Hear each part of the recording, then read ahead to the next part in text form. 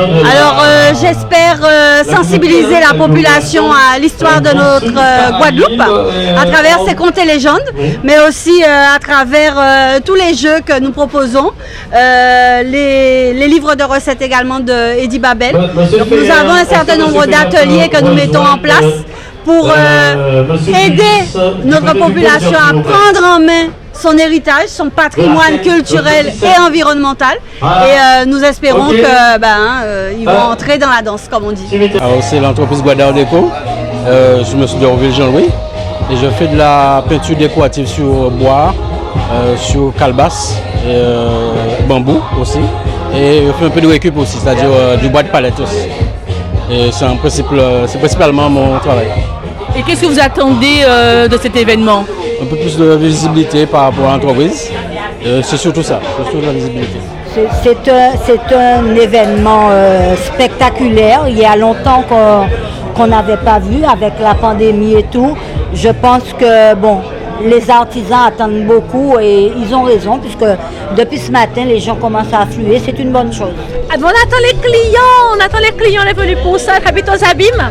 Donc on est venu jusqu'ici pour pouvoir proposer les marées-têtes faciles à poser. Ce sont des marées-têtes spéciales cheveux courts ou cheveux longs avec plein de cadeaux. Alors là, on est là pour les cadeaux, d'accord? 2 achetés égale 2 paires, pas une paire, mais 2 paires de boucles d'oreilles offertes. Voilà, il y a des petits cadeaux comme ça, des bandeaux flexibles, faciles à poser, voilà. Alors, sur notre stand, déjà, nous, on s'appelle Route Saint-Chic. Donc, je travaille avec mon mari, on travaille le bambou.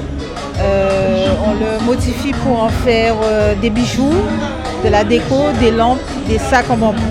Et petit à petit, on commence à faire des meubles. Sur cette manifestation, on est venu montrer notre savoir-faire, montrer qu'en Guadeloupe, on peut transformer ce qui est existant, travailler avec la nature et voilà.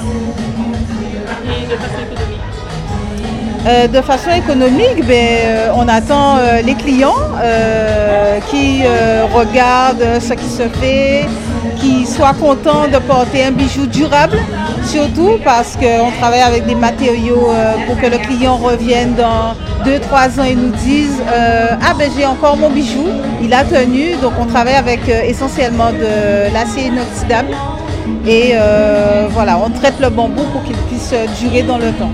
Non, l'objectif pour nous avec le président de la Chambre des métiers, c'est pouvoir permettre aux artisans d'écouler leurs produits, leur savoir-faire.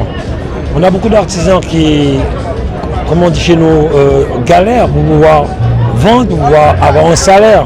Avoir une foire comme là, le boulevard des artisans, aujourd'hui permet à beaucoup d'artisans de faire un chiffre d'affaires important.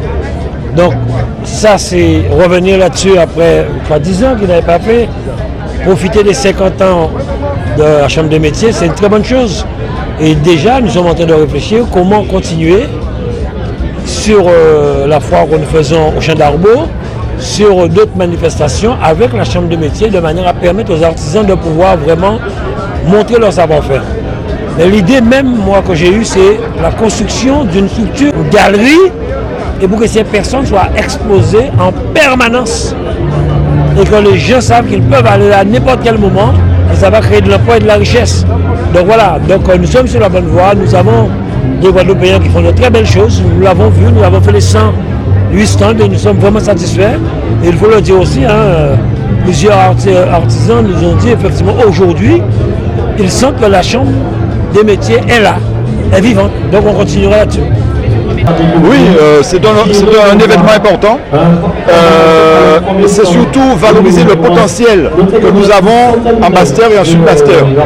Vous pouvez avoir un potentiel, mais si vous ne faites pas fructifier ce potentiel, il reste au stade du potentiel et il n'y a pas de développement. Donc soutenir le développement économique pour nous est très important. Soutenir ces artisans, et il y en a qui sont extraordinaires. Il y a un savoir-faire en Guadeloupe qui est extraordinaire et nous sommes heureux que ça se passe à Basse-Terre. C'est bien pour Basse-Terre, c'est bien pour le Sud-Basse-Terre. 10 ans que ce n'était pas arrivé. La dernière fois, c'est au Champ d'Arbeau. Cette fois-ci, c'est à l'Esplanade. Il y a du monde, plus de 100 stands. On a même refusé du monde. Donc, c'est un beau partenariat. La Chambre des métiers avec la région et tout se passe bien. L'objectif, c'est de refaire vivre Basse-Terre et le sud Basse-Terre. Le Grand Sud Caraïbe est un territoire avec 11 communes où il y a d'énormes potentialités.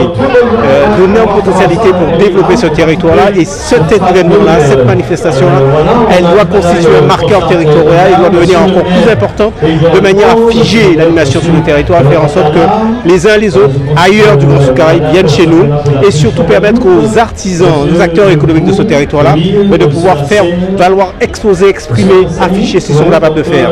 Et donc je salue cette initiative prise par la Chambre des métiers, appuyée par la ville de Basse-Terre, le Grand Sud Caraïbe et bien sûr la région Guadeloupe. Parce qu'aujourd'hui, effectivement, regardez, Basse-Terre, il y a l'animation, la population dehors. Et je crois qu'au travers du public qu'on voit là, on sent que les gens sont contents, ils sont heureux. Alors, un bilan chaud. Il est vrai que pendant ces 2 jours, nous avons assisté à une manifestation grandiose sur le territoire du Sud Basse-Terre. C'est vrai que dans un premier temps, nous avons eu peur parce que le temps n'était pas au rendez-vous, mais heureusement, 2 jours de soleil, samedi et dimanche, 108 exposants. Les participants ont répondu présent, la population a répondu présent.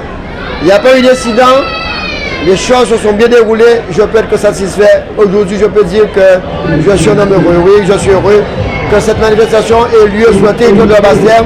Et je suis heureux pour l'artisanat tout court, puisque l'artisanat guadeloupéen mérite vraiment cette visibilité qu'elle avait perdue. Et l'équipe que je conduis aujourd'hui, nous mettons en avant le savoir-faire guadeloupéen.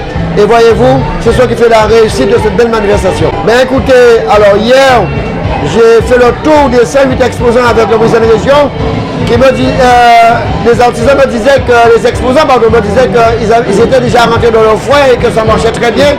Alors aujourd'hui c'est encore le bonus, donc je pense que ça a été une belle manifestation, une belle réussite et ils ont bien vendu.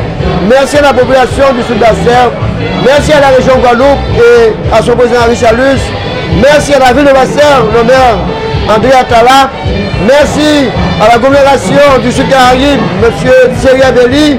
Je remercie aussi les agents, la Chambre de métiers d'artisanat qui nous avons contribué, je dirais, à la réussite de cette belle manifestation. Vous savez, seul, on va vite, ensemble, on va très loin. Et c'est vrai que région, la ville de Basse-Terre, la Chambre de métiers, les autres partenaires, la CNDT, l'agglomération Sud Basse-Terre, eh bien, nous étions soudés pour pouvoir réussir et c'est une belle réussite. Merci beaucoup.